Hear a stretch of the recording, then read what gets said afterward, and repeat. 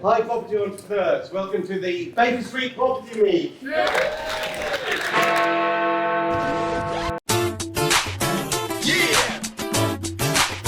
like that.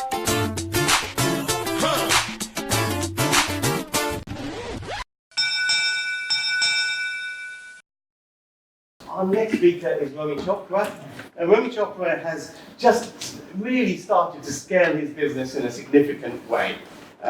Spent a lot of time, like a lot of people, doing HMOs around Berkshire, and now he's started to step up the game and move into the world of property development. Done a 9-flat new build development from the ground up in Reading, done some stuff in Watford, got other projects on the go. But the learning points from this video are really, how do you make that transition from buy-to-let HMO landlord to scaled up property developer? And what are the learning points along the way? That's what we're going to find out. Big round of applause, folks, for Romey Chopra.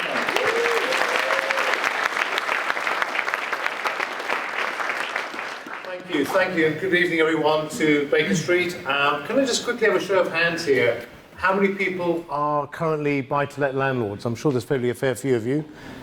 And how many of you are looking to maybe transition from that and into development, just to get a bit of a show? So good. So I hope I'm in the right room. That's good news. Okay, so just I'll whiz through my slides very quickly, just to give you a little bit of an idea about my journey, a bit about myself. So I'm a pharmacist by background and worked in the pharmaceutical industry for a few years and sort of went through that, like for most people, and then got involved into property sort of a few years into that. This is me sort of doing some speaking some years ago. I won't go too much into that. That was quite an embarrassing situation, but anyway. Right, buy-to-lets and HMOs. So just to give you a bit of a feel about the sort of properties, which I'm sure many of you in the room familiar with, typical semi-detached houses. These are sort of properties which I've purchased and converted into HMOs. Some of the larger ones, 7-bed, 6-bed, and 5-bed HMOs, which typically sort of seems to be the equation which a lot of people use. And that was one which we did a couple of years ago, which was a 7-bed, 7-ensuite. So that's been my journey for the last few years, just to give you a bit of a flavor, which I'm sure some of you in this room will probably be familiar with already. So these again, just showing you some other buy-to-let properties, just these are ones which are above commercial. So just gives you a bit of a flavor about the different types of buy-to-let projects that I've been involved in. Another HMO. So just let me go into now, this was a commercial acquisition I did back in 2006, 2007. As a pharmacist, I was involved in a lot of care home projects, and I decided that it was an interesting business to be involved in because long-term tenants, property, government contracts. So I made a acquisition then of buying a 16-bed care home, which I've now been running for 12, 13 years, and it's been a very successful project for me. But that was just something that I touched on. I thought I'd just share with you in the room. So let me start with the project that Ranjan mentioned earlier on. When I purchased this project, this was a single property, a bungalow, 3-bedroom. So when I bought this back in 2016, no planning. It was just a project that we thought we'll try and get in. See, and planning, as most of you will know, is quite a difficult process to be involved in. So when we purchased this, it was about 12 months process of getting planning. So in the meantime, we bought it on a buy-to-let mortgage, rented it out for 12 months, so it basically washed its own face for that period of time. Once we got planning, we then basically did the numbers, and we got planning permission to build it into flats, and that sort of gives you the quick overview of the numbers there. So it's a decent GDV, put all our finance costs in there, and a decent profit margin. So that's what it looked like a couple of years ago, and that's what it looks like today. And we've just finished it literally a week ago.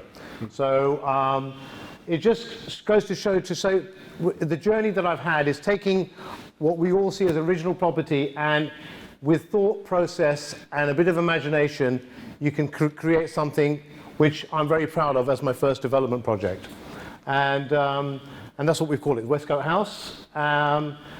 So just gives you a few of the ideas about what we've did. Now, what I've done here is just give you a few lessons learned on this particular project. Now, what I would say to you, first and foremost, is in any project, whatever size, whether this was about $1 million, 1.2, 1.3 million build cost. And when you're doing a project of this nature, particularly on your first project, be very, very careful about where you're always trying to save money, but I would say don't cut corners because they will come back and bite you very badly if you decide to go down that road. So I suggest never look at the project, make sure you get the right information from the right professionals, and ensure that that's something that you don't do as. So these are the 5 lessons that I've learned in basically on this one. So when you talk to a professional as well, whether it's an architect, whether it's a quantity surveyor, whether it's a structural engineer, always ask them questions about why they've chosen to do things in a certain way, why room sizes have to be of a certain fashion, why do you have to use certain material, because invariably it's important, that's a learning process as well while you're doing the project, because that will always help you on future projects, because there may be certain reasons why certain things have to be done in a certain way. So important to answer that question. Devil's in the detail. I can't tell you more than that, but we'll come onto that a little bit later. Again, don't rush into the build. We're always looking at trying to get things done within a specific time and a specific financial time frame. But it's important that if you plan effectively right from the beginning, then theoretically you shouldn't get rushing into it. Build cost, again, it's always important to internally and externally, because importantly, a lot of the time when we look at projects, we talk about all the external build shell costs, and sometimes you always overlook some of the internal costs, and internally costs can be far more than a lot of people anticipate. So be very, very wary about the cost side of things. Now, it all depends on about your attitude to risk. Development is not for the faint-hearted. If this is something you want to do, be aware that you're going to be moving from a transition where in buy-to-let it's a fairly rigid, fairly well-established process. Development, different ball game. But again, if you've got the right plan, if you've got the right structure, then and more importantly, if you've got the right risk appetite, then it's a wonderful, wonderful process, and I would advise anybody to go involved in it, and no better time than doing it now. Collaboration. When you're working as a buy-to-let landlord, a lot of the time you're on your own, and it's a very lonely journey for a lot of buy-to-let landlords, particularly in this current climate. So I would urge you that if you want to go into development, collaborate, talk to people who've been involved in development, start talking to architects, start talking to engineers, start talking to people who are involved in the business, because they're a wealth of knowledge, and that's how I started, getting involved and developing relationships with professionals who are in the market space and who can share that information and are very willing to share that information with you.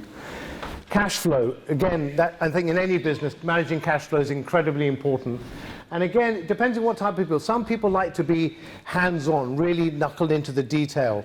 Or some people like to be step back. So where you have to work out where you sit. Do you like to be someone who likes to sit and get a team, or do you like to be getting in there and getting your hands dirty? So important to establish where you sit in terms of your mindset in projects. Persistence. Believe you me, development is one of those types of projects where everything is going to go wrong, it will go wrong, and it all happens always at the wrong time. But be persistent, it will always go good at the end, as long as you understand that you've got to just be patient, be persistent along the whole process. So this is a second site we've done recently. Very, very different site to what I did in Reading. This was this was the site on back of a commercial property in between 2 other commercial properties. Where I got planning permission to build new 4 flats. This is in Watford, about a 5-minute walk from the town centre. Again, just a quick overview of the numbers. What did I learn about this? Party wall. Now, I'm not quite sure how many of you have had any dealings with party walls. Believe you me, it's a whole different headache and ball game, which I can see someone just nodding in agreement. It's one of those things which you really need to understand, because it can actually delay projects, and it can also cause all sorts of problems. So something I learned it's a whole new thing for me to learn, but very important to do so. Size and access restrictions. Now, here's a site where I couldn't deliver any items on site, couldn't have prelims on site, couldn't have an office on site. So again, we had to have items delivered and then basically used on site at that time. So again, always put that into the equation, because sometimes if it, that can affect the cost, it can affect all sorts of other things as well. This particular site, again, we had to employ a fire engineer because fire regulation now has become an incredibly hot topic, excuse the pun, but very much something that you need to take into consideration. With these ones, we've got to put fire sprinkler systems or fire mist systems, so these can also impact on your costs as well, so you need to be aware of that. Drainage connections. Now, drainage has become another very interesting topic because, as you may or may not be aware, there's new climate control regulations coming in now, so that can also affect what you can, where you can put connections and where you can't. So even if a property has an existing drainage connection, which is what they call a combined, where you can have foul and rainwater, new regulations means they now have to be separated, and that can also have an impact on cost as well as what you can and can't do on that side of things. So my key things about working, reverse engineering. Always think at the end of the project, what is it you're looking to do? What is you looking to achieve? So if you're looking to build 6 flats, 8 flats, 5 houses, have the picture of your mind of what is it you want, what is it going to look like, and then essentially work your way back from that. So that's what I've done with this project. I knew exactly what we wanted to build, how we wanted to build it, and what we wanted to achieve at the end of it in terms of whether it was going to be to sell or whether it was going to be to rent. So make sure that you look in your mind firmly at that point first. Finding the right contractor. I can't emphasize enough how important this is. As a first-time developer, when you go to a bank, particularly, and ask for finance to develop your very first project, they will want to make sure that you've worked with a contractor that has a very good track record, has a very good financial accounting book, and et cetera, et cetera. So I must have interviewed about 6 or 7 different contractors over the course of my project, and eventually found one who wasn't the cheapest, wasn't the most expensive, but certainly was about 10 or 15% more than what I anticipated the build cost would be. But that 10 or 15%, in my opinion, has given me the credibility now where the banks are so happy with what we've delivered, they now are chasing me to fund all our future projects. So I can't emphasize that contractor is key, particularly with new projects or ongoing projects. Strategic support team. Now, what I say there is that when you start getting into developing, you're going to be working with professionals that you've not encountered previously. And I'm talking about quantity surveyors, structural engineers, architects, fire engineers, all sorts of people that as traditional buy-to-let landlords, you would never normally have any dealings with these types of people. And in development, these are the sort of people that you will be seeing and will be associating with on a regular basis. And they have a serious impact on your project. And they are an incredible support team that you need to have in your project because they can make or break your project. So I can't emphasize enough, have a great team. Expect the unexpected. This I can't emphasize again enough. Any project you go into, no matter how much you plan, no matter how good your team is, as soon as you dig spade in the ground, there's always something in there that you don't expect. And it can be all sorts of things. But invariably, that's why most projects need to have contingencies. You need to have things in there to ensure that if those do happen, you have a buffer to cover those.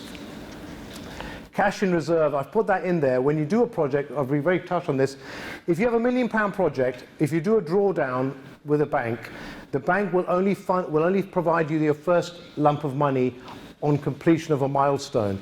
So your first 4 to 6 weeks will have to be funded by yourself. So I would say that on a £1 million project, 10% would be cash in reserve, which you would have to fund up front before you get paid back from the bank. So you're always going to be in arrears. So just be very aware when you do a project, have that sort of cash in reserve.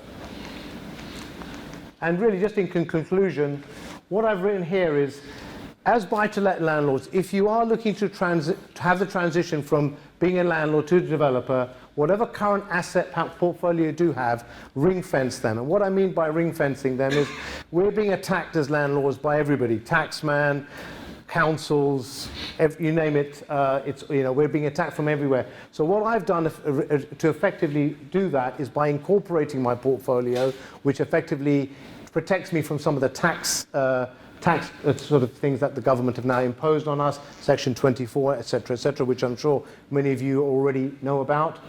So I think that's something that I suggest you do have. So if that's where you're moving away from, cover that, make sure that's protected, because that's a business that you've spent many years creating. So it's important to protect it, and then on that purpose, you then move on from there and spend your time, because development will suck up all your time, and it takes up a lot of time and energy. So it's important that you don't compromise what you've already built up with.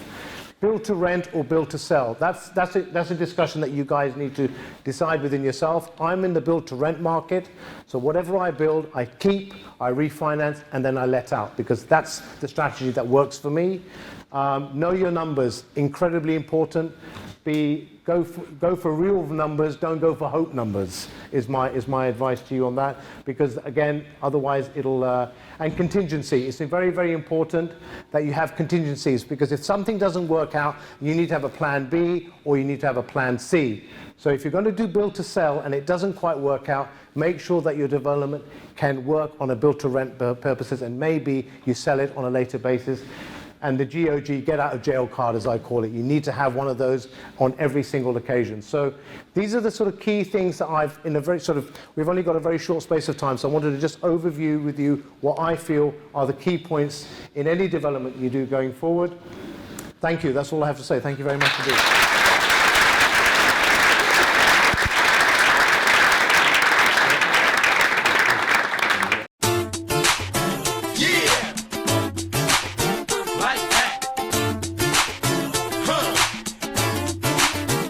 If you enjoyed this video, hit the like button. If you're not a subscriber, what are you waiting for? Subscribe, hit the bell icon. As soon as we upload, we'll let you know. And enjoy these. They're all dedicated to helping you be more successful in property. Happy investing!